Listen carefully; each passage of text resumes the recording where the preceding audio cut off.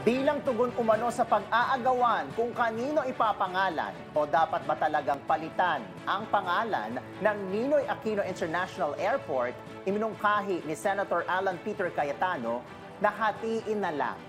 Okay, ang gagawin, ang kalahati nito para gawing park at pangalan ng Ferdinand Marcos Sr. Business Park. Habang yung kalahati pong bahagi ay ang Ninoy Aquino Business Park.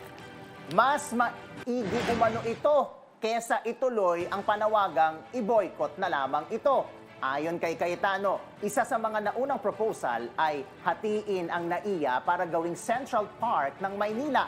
Ang isa, habang ang isa naman o yung kalahati ay ibebenta bilang Central Business District. Marami namang netizens ang nagpahayag sa social media ng kanilang opinyon at suggestion ukol dito.